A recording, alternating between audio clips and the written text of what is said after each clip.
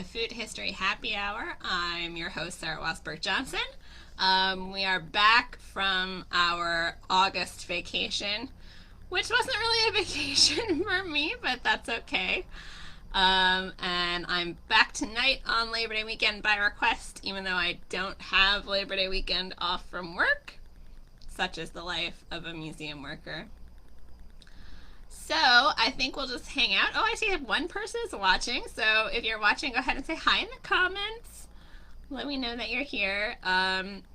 Tonight, by request from one of the Food History Happy Hour fans, we are going to be talking about road food, which I'm very excited about, and I have a number of cookbooks to share with you about. And then, although it was suggested that I do gin and tonic, hi Anna Catherine, I really didn't feel like subjecting myself to a gin and tonic because tonic is not my favorite. So instead, tonight we're going to make something called the Angler's Cocktail from 1909. And guess what? I think it's probably going to be pink. So that's what I'm up to. As I said, I had kind of a busy August. We were really busy at my museum. I was actually working like double my regular hours. And I did get some book work done, but sadly because of all the extra hours I was putting in at work, I did not finish my book as planned. But it is underway, and I have made a fair amount of progress, actually, which I'm quite proud of. So we're getting there. It's a slow slog. And also, you know, being in the midst of a global pandemic doesn't make it easier, that's for sure. So I think we're going to get started with our cocktail. So as I said, we're making the Angler's Cocktail here tonight on Food History Happy Hour, which I thought was kind of appropriate since it's still fishing season. Again, it's from 1909, Recipes of American and Other Iced Drinks. So it calls for a tumbler of chipped ice, but then you stir it in the tumbler. So I'm going to use my cocktail shaker, even though I'm not actually going to shake it. And because I'm not shaking it and we're feeling fancy, I have my little ice crusher here tonight. So I thought instead of chipping the ice, we would crush it. Oh, well that didn't work. The ice cube is like too soft, you guys. Oh my gosh. Come on. There we go. Maybe. It's a little crushed. It's kind of melty. It's still really hot here in New York. I got to go upstate last weekend to see my mother-in-law, which is great. And they had like 50-degree weather up there, which was awesome because it had been in the 90s down here in the Hudson Valley. And I'm just really excited for it to be fall. So I don't know how everybody else feels about the weather, but I have always been a cold weather kind of girl. It says fill the tumbler, so I guess I'll just do all of my ice that I have. Much easier doing it 2 at a time. Oh, can I fit 3 of these sad little ice cubes in there? I think I can, maybe. Oh! That launched some. As I've said before on Food History Happy Hour, I have this awesome little vintage ice crusher, but it's partially broken. As is the case with many vintage things, sometimes you just get the condition that you get. Alright, that's the end of my ice, so let's see, one last one. Oh, that does the trick, I think. Alright. Woo, made a mess. What's everybody up to? Are we having more people join us? Just Anna Catherine so far. If you're watching, you can say hi in the comments. Alright, so it calls for a tumbler full of chipped ice. Again, this is an Angler's Cocktail. It's a bitters kind of evening, so it calls for 2 to 3 drops of Angostura bitters. So I don't know if it's drops or dashes. We're going to go with dashes. And then it calls for half a teaspoon of orange bitters, and of course I didn't bring a teaspoon up. We'll just maybe double that. One. That seems, we'll do one more. That seems likely. 6 dashes seems like half a teaspoon. And it calls for 3 or 4 drops of raspberry syrup. So of course this is like an open bottle. I don't have any kind of like drippy thing on, so I'm just gonna do a little splash like that. And then the perennial favorite, I have my American gin. It calls for half a wine glass full, which I didn't actually want to do an actual half of a wine glass because that seems like a lot, but a wine glass is typically 4 ounces. So I'm just going to do 2 ounces of gin. Oh, it smells so nice, you guys.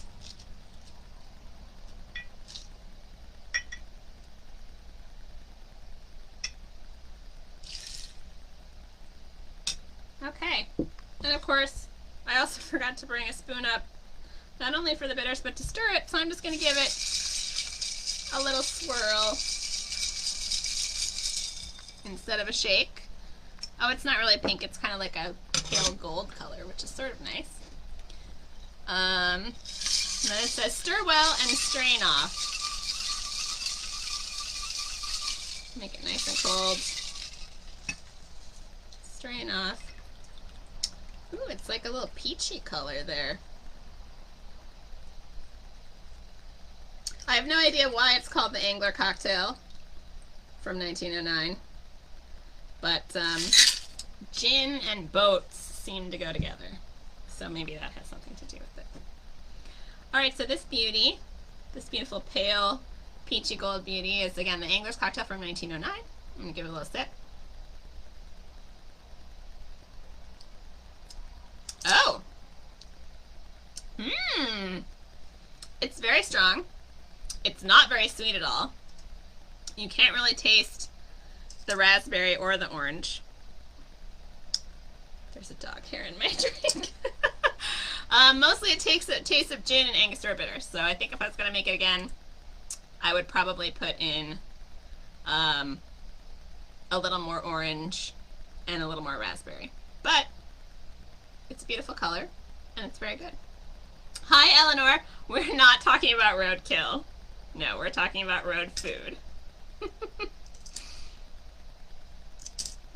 So, I thought tonight, since we're coming up on Labor Day weekend, that road food would be a good thing to talk about, not only because friend of Food History Happy Hour, Sarah, another Sarah, suggested it back when I went on hiatus, but also because a lot of people traditionally travel on Labor Day weekend. It's like the last hurrah of the summer, right, for people to go out to the beaches or wherever they're going, the lake, if you're from the Midwest, go someplace fun with your family before everybody goes back to school.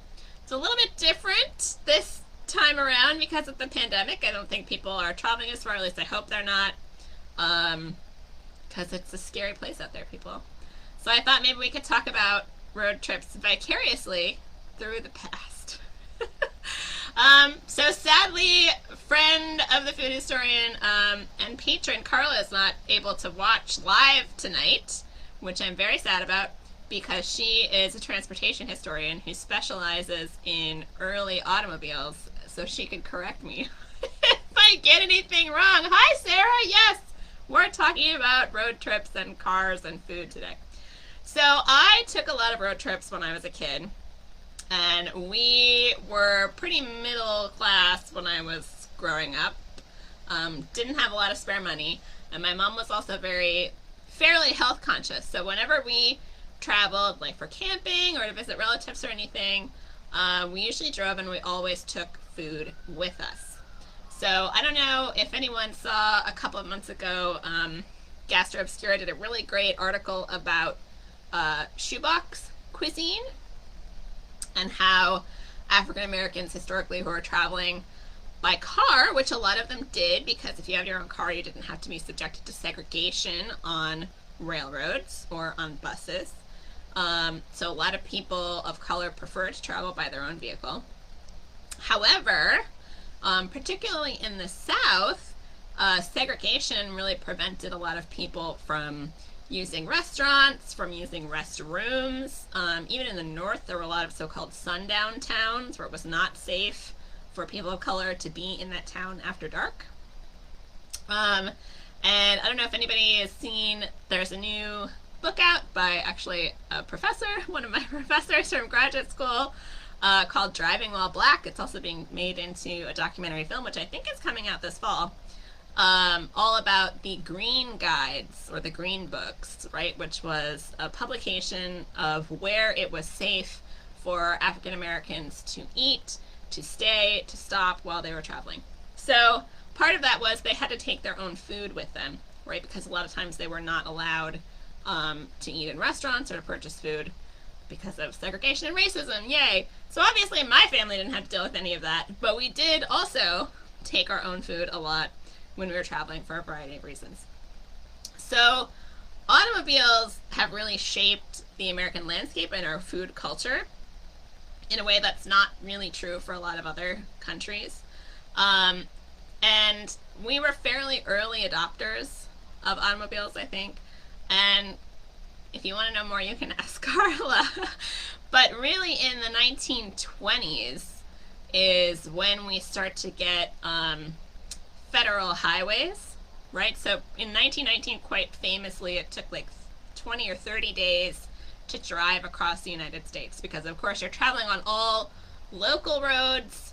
Sometimes there were state roads, but they didn't always connect, or you kind of had to like jog way down to get across. Like there was no direct route across the United States. So in the 1920s and 30s, the federal government started to kind of try to rectify that. Route 66 being a very famous example of that.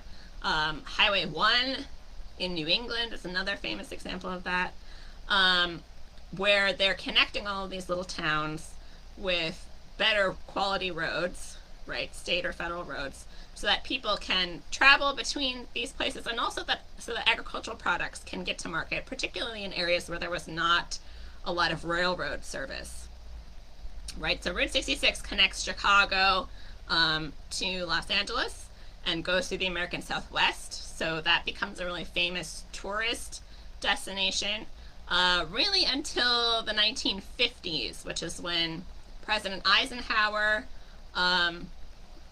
got a really big bill through Congress. It's like $26 billion in 1950s money, which seems kind of insane, to build what becomes the Eisenhower Interstate Highway System, which really is not completed, technically not completed until like a couple of years ago, but really is in various stages of construction throughout like the 70s and 80s. But the bulk of it was built from the mid-1950s to the mid-1960s, and that really changes our cultural landscape and also our food landscape. All right, I'm going to pause for a drink and also answer Maria's question. Hello, Maria. Thanks for joining. Maria asks, what did they do for restrooms? And I assume you're referring to people of color traveling.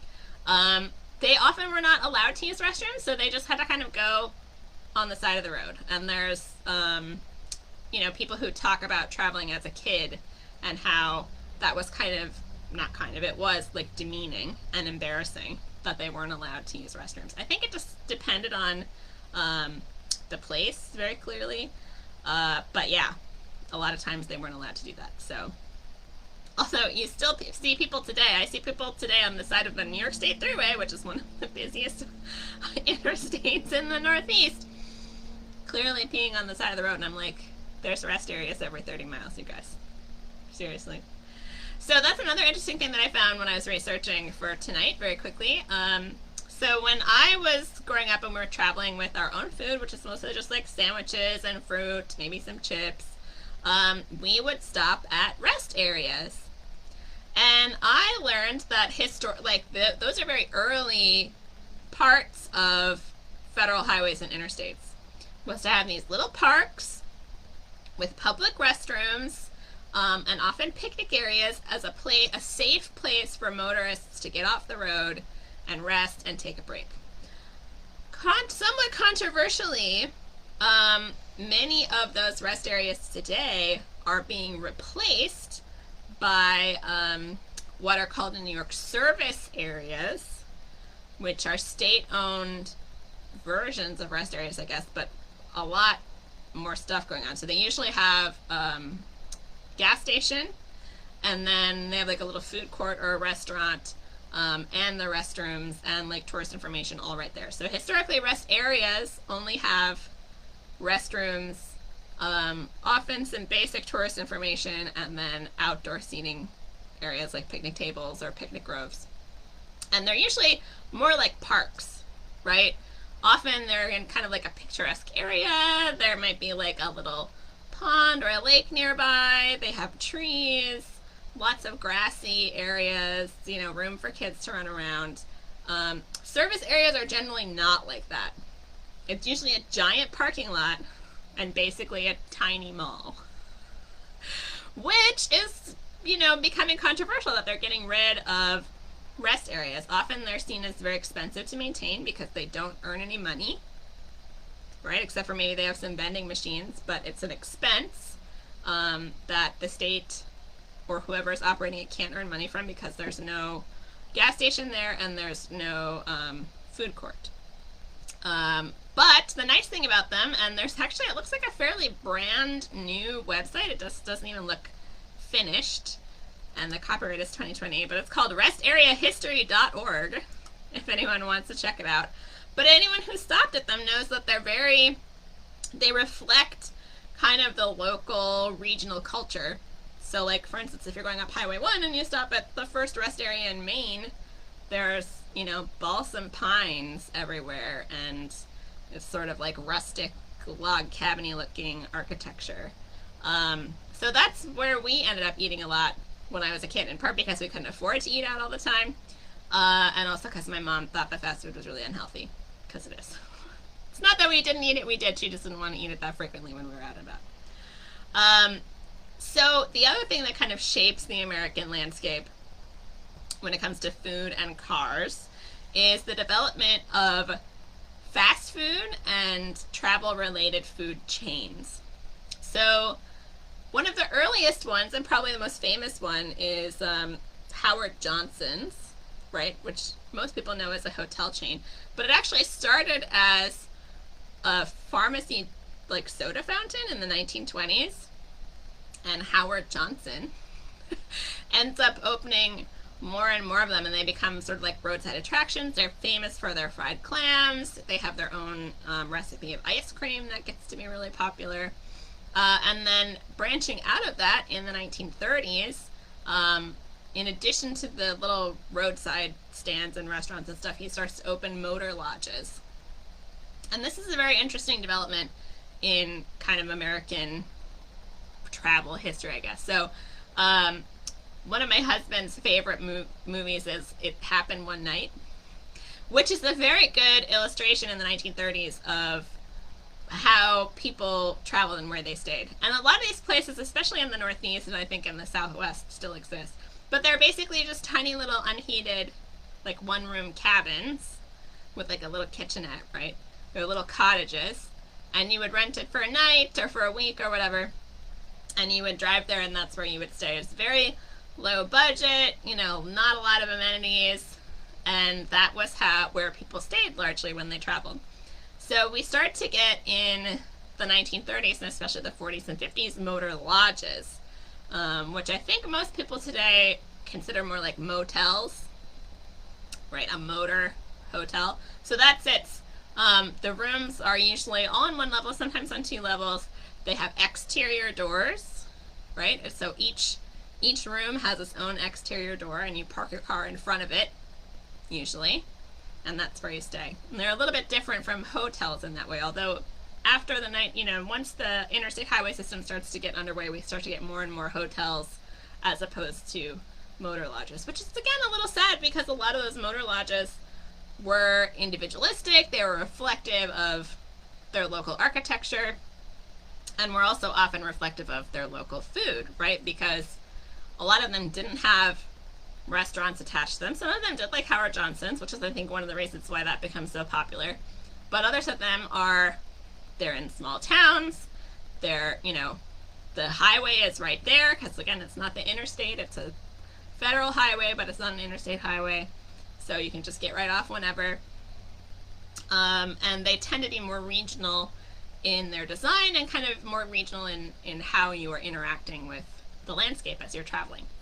So nowadays we tend to value that regionalism, but in the mid-century that was not necessarily valuable because it was not predictable. So nowadays we're very spoiled by, we can go to any chain restaurant and know that we're going to get pretty much exactly the same food as that same chain restaurant 1,000 miles away. But that was not the case in the 1920s and 30s when a lot of fast food restaurants start to develop. So White Castle is a very early one, dates back to the late 20s. If anybody watched The Food That Built America, you can get a lot of this history. But you know, KFC, McDonald's, Taco Bell, they're all kind of coalescing in the 1930s, and the franchising of these restaurants and the standardization and the kind of assembly line way that their food is produced is one thing that a lot of people really like about them when they're traveling. It's a known quantity, right? You know what you're going to get, you know how much it's going to cost, you know it's going to be the same as, or pretty close to the same as what you can get from home. And especially if you're traveling with kids, fast food tends to be very palatable to children in addition to adults, right? So that has a lot to do with their popularity. Ooh, Sarah has a question. She asks, what influence did diners have on road food? So I think diners are kind of their own separate category. And I think they are more influential with the trucking industry than they are necessarily with travel for leisure, right? So salesmen, traveling salesmen, which my grandfather did for a job for most of his adult life, are not really a thing anymore. But that was a big, I think, audience for diners and fast food places, but also like the 24-hour diner and the truck stop, you know, which is a 24-hour facility. I think that has a lot to do with the development of the interstate highway system and kind of our increasing reliance on trucking in, especially in like the 70s and 80s. I think that starts to have a big influence. But I think that diners are kind of like their own thing, I think, in the United States, because they're sort of, they kind of transcend boundaries at space and time. Like, if you walk into a diner anywhere in the United States, it's probably going to have most of the same things on the menu, even though it's not standardized the way that franchised fast food is. But if you walk into any diner in the US, you could probably get a cheeseburger, you could probably get a milkshake, there's probably going to be pie, there's probably going to be a breakfast menu. So I don't know, there's such an interesting history with diners because they have, it's like they kind of coalesce in different places kind of on their own, but they end up kind of being the same everywhere, which I find interesting. But yeah, I think that really, diners in association with travel, I think, dates back to the early highways like Route 66 and Highway 1 and stuff like that. But because they're not really franchised, I think they don't quite have the kind of mystique, I guess, of fast food. Not that fast food's very mysterious, but they're hard to define. They're very hard to define. But that makes me think of the books that I have. Does anybody else have any other questions before I start talking about these books that I'm going to show you in a minute? All right, well, if you think of it, you can ask me. So I have a couple of historic books here, which I'm very happy about. One of them is not actually a cookbook, but it's Gourmet's Guide to Good Eating from 1947. And it's a pretty thick little book. And essentially, it's listed by state. And then the towns are listed alphabetically. And then within each town, the restaurants are listed alphabetically. And I'm going to go to my favorite page. And it is just a page, because I think it's awesome. It cracks me up. Obviously, the New York section is very long. But the North Dakota section is one little page. One little page. So it's got restaurants in Ashley, Bismarck, Fargo, Jamestown, and Mandan. And that's it. But I love this little book. I actually got it fairly recently, so I haven't read the whole thing. But it gives you, it's like they don't even have locations for some of these. So here in Bismarck, it's the Tavern. And it says it's located between Bismarck and Mandan, which are quite close together, but it doesn't even tell you what road, right? So you just kind of have to figure it out. And they have little reviews from people who are just listed by initial, so I think they're just random travelers. But this guy is HFM, and he says of the Tavern, even during the war, they managed to serve a few steaks. The few were always good. It is a log cabin and a gathering place for Bismarck people, which I think is hilarious and adorable. Other places, it tells you the address. So in Fargo, they have the Gardner Hotel Stream Diner on 1st Avenue, and this one gives you the hours. So open every day from 6:30 a.m. until 9 p.m. A la carte and table d'hôte. Right, that sounds very French for a diner. Breakfast 25 cents to 60 cents. Luncheon 25 cents to 65 cents. Dinner 55 cents to $1.65. No liquor. Which doesn't surprise me because Fargo, North Dakota is located in Cass County, which was a dry county during Prohibition. And I love this little review from MM. It says, a good restaurant. That's the review. So these are the kind of guides that white people who are traveling might refer to for places to eat in the town that they were in. It's no maps. It's just listed by city and state. But yeah, this is a little fun one. So this is like the white person version of the Green Guide, right?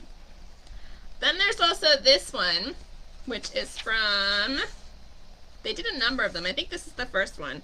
This is from 1950, but the very first one was in 1946. And this is the Ford Treasury of Favorite Recipes from Famous Eating Places. This is put out by the Ford Motor Company. Like I said, they did a whole series of these. And this one is delightful because they have these amazing illustrations in them. Unlike Gourmet. Gourmet has no illustrations.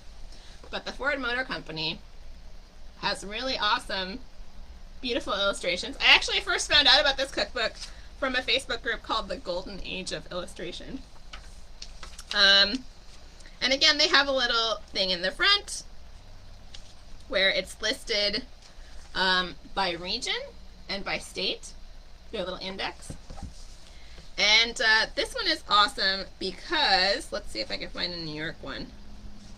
Yeah, here we go. Here's the Nelson House in Poughkeepsie and the Bird and Bottle Inn in Garrison, New York. And look at these gorgeous illustrations.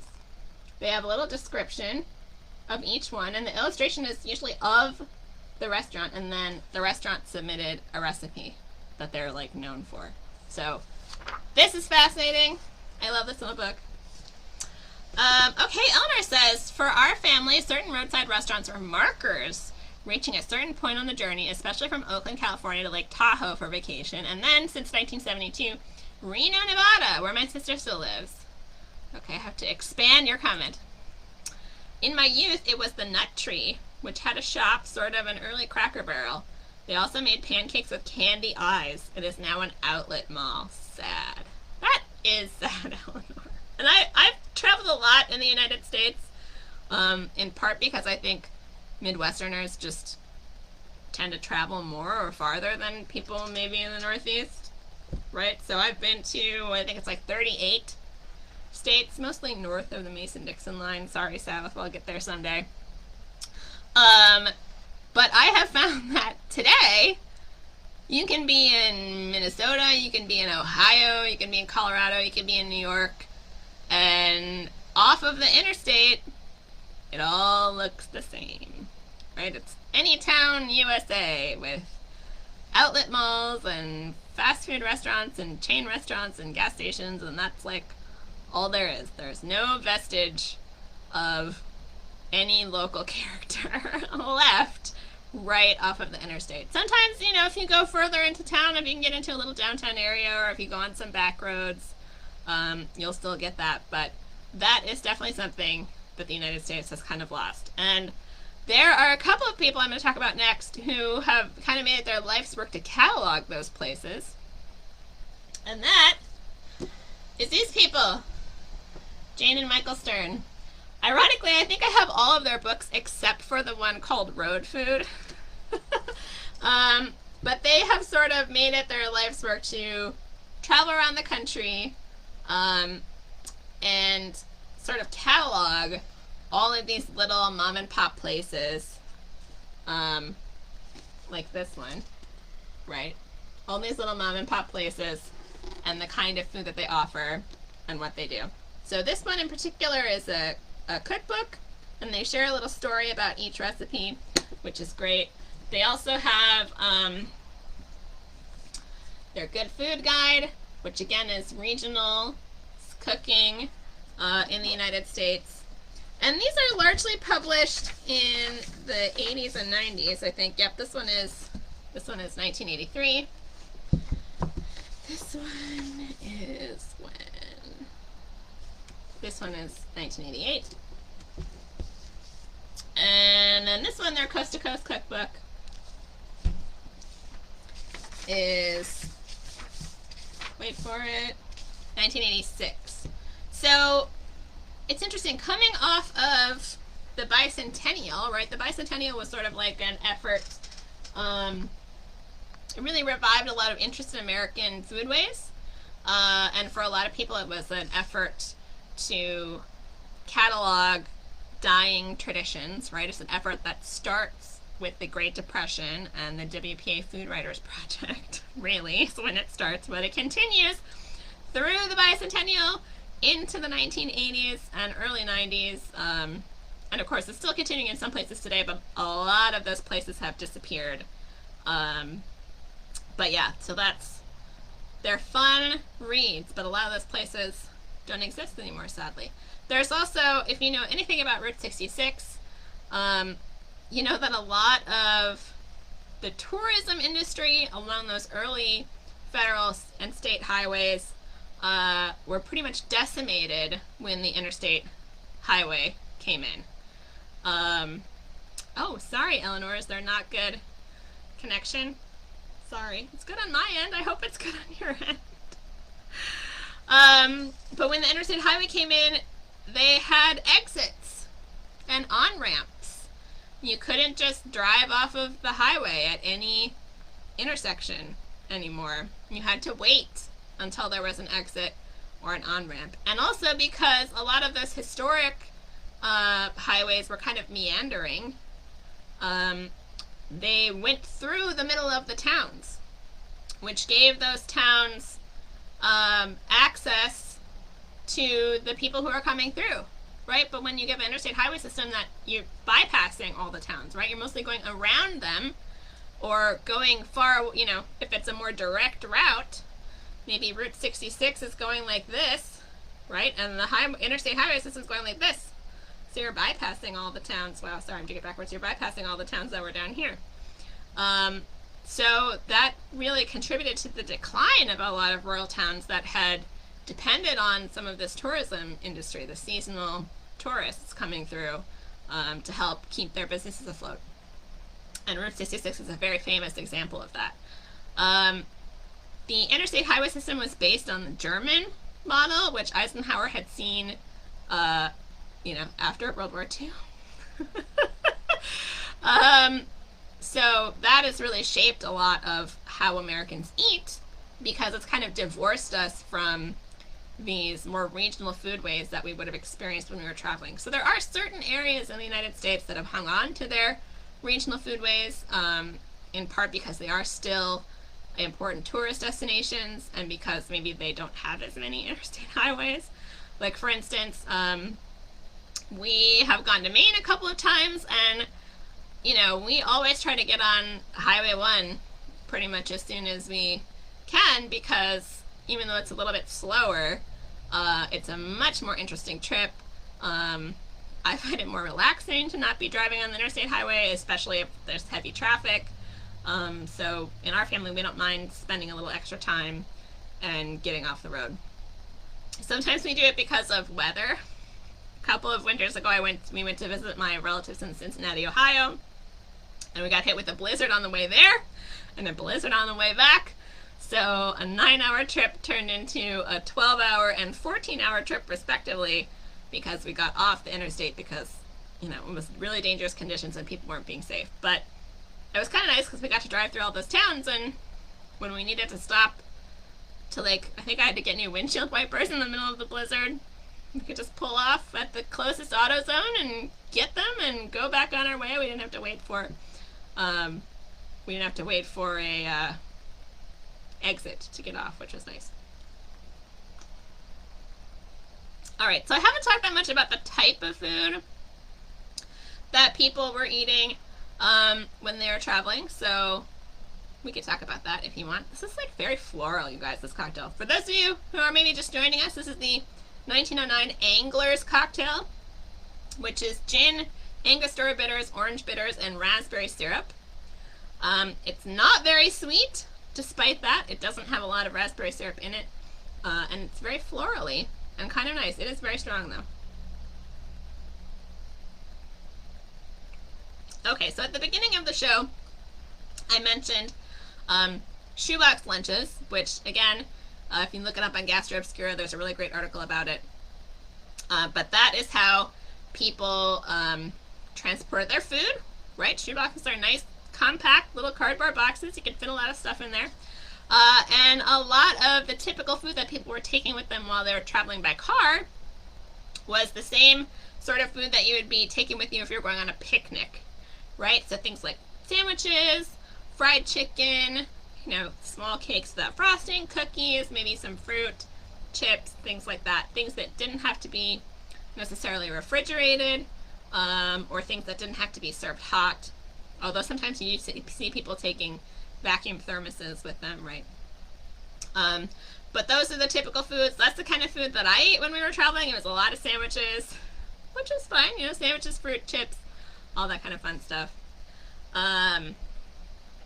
Oh, Eleanor is reminiscing again. She says, now there is a place almost exactly midway between Oakland and Reno called Iquedas, which is both a fruit stand and a burger joint known to most of us as fruit burgers.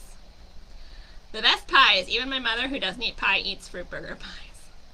That's a fun memory. Yeah, there's not too many of those places in the Midwest where I'm from, which is also a place where rest areas have persisted, in part because it is still fairly sparsely populated. And also there's not a lot of tourist travel to a lot of places in the Midwest.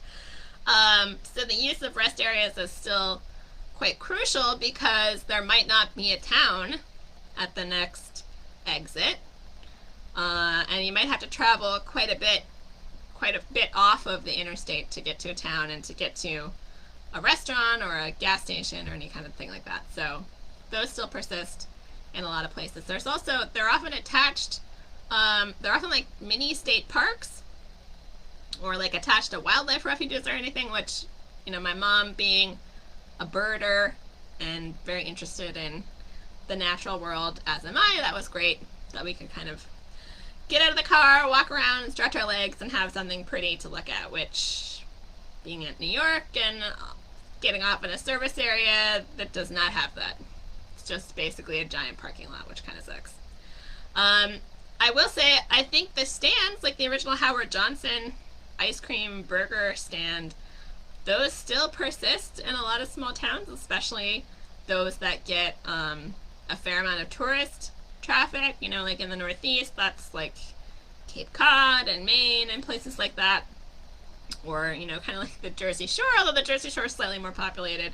But those little seafood shacks and ice cream stands and hot dog and burger places, those all still persist in tourist areas. I think in part because, a lot of them started in the 40s and 50s and they've just been so successful that they just keep going. And I think also because people have a lot of nostalgia, not only people who experience those things growing up, in the 40s and 50s and 60s, but also I think younger generations know that that's more special, right, than a fast food place. So that's why I think people seek out those places. And also because I think the ones that have survived the food tends to be pretty good, like your fruit burger pies.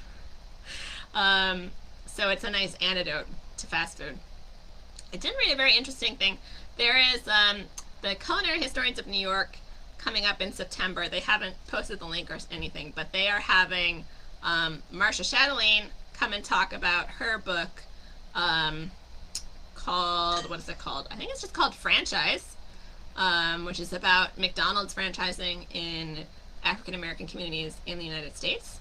But I found that really it's the 1960s, which is quite early for, I think anyway, for a lot of fast food places to kind of move out of the suburbs and into urban areas, which I think contributes to their ubiquity these days. They don't quite feel special anymore, right? You're not only getting McDonald's if you go on a trip or a road trip. You can get it anytime because there's like 5 down the street from you, right?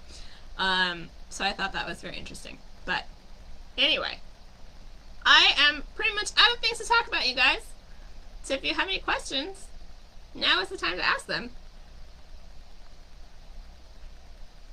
If you're just joining us, drinking the Angler cocktail from 1909, which is delicious but very strong.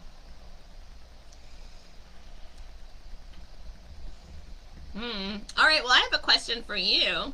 I have been debating, now that I'm back in the saddle for Food History Happy Hour, which I do enjoy, if I should do it weekly or if I should do it just twice a month.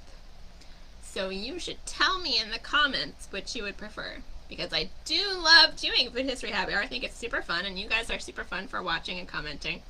But I also have to finish my book. So if you have strong feelings one way or the other, you should say so in the comments, or you can also shoot me a direct message on the Food Historian if you don't feel comfortable saying anything in the comments. I do have a couple of talks coming up in September. I don't think the registration links are necessarily live just yet, but they should be soon. And yeah, I have a lot of talks coming up this fall, so that's going to be fun. There is also next week the Museum of Food and Drink, also known as MoFad, in New York City, is doing a talk on NAFTA and the impact on the Mexican corn industry, which sounds super obscure, but I totally did a college project on that very topic, so I think I'm going to try and go. It's only $15. So if anybody wants to go, it's next Thursday? No, the Thursday after. It is the 17th, I think. So I'm going to try and go to that. Okay, everybody's saying every other week. Yay! That does give me time to finish my book. Anna Catherine, you were so cute. I think you should contemplate an all-pink drinks book.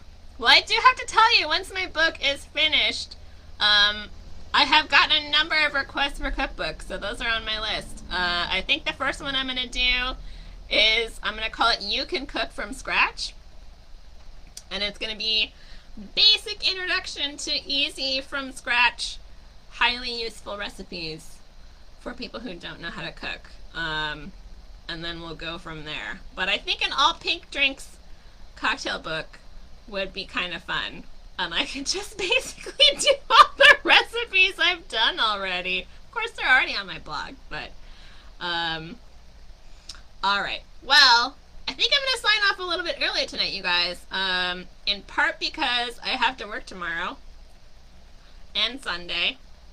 But, you know, that's the curse of museum work, is museums are open on the weekends, so somebody's got to work on the weekends.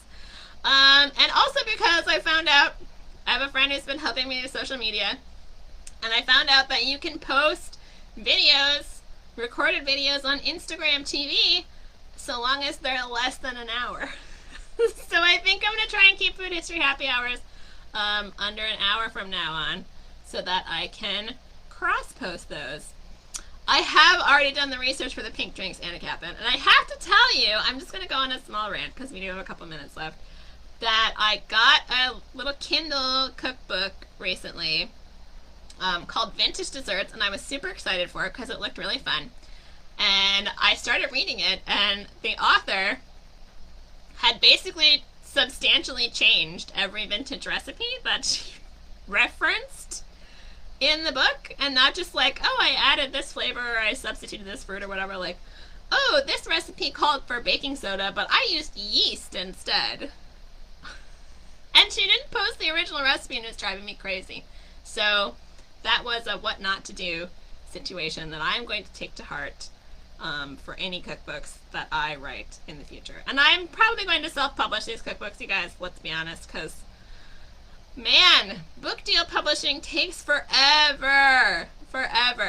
So we're going to go the quick and cheap route. So keep that in mind. All right. Any other questions before I adjourn for the evening? What's heresy? Self-publishing is heresy? I don't think so. You'll get the books a lot faster if I do it that way. Anyway. Okay. I'm going to give you guys a minute to ask more questions while I finish. Probably not going to finish it because it's very strong, but I'm going to keep drinking the Angler's Cocktail. It is very pretty color.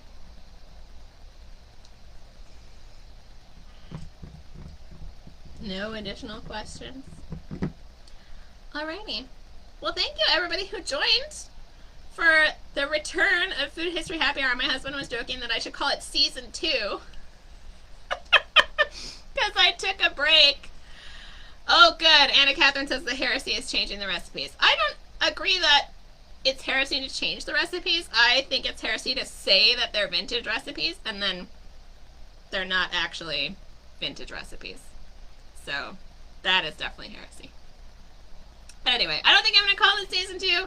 Maybe I'll take a break in the winter, and when we restart in January, we'll call that Season 2. But I am happy to be back. I'm happy you guys joined me tonight and had great comments. And I think I am going to do every other week. Hi, Carla! Carla joining us at the end. Carla, I already talked about all the car stuff that you weren't here to correct me on. So you'll have to go back and watch, and if I got anything wrong, you can add comments or anything you like. So yeah, I am going to do every other week. So I am going to make a Facebook event, I think, to help you guys keep track. And I will also post it on my website. So thank you again, everyone, for joining me tonight. And we will see you in 2 weeks. The Angler's Cocktail and I say have a wonderful evening. And we'll see you soon. Okay? Good night, everybody.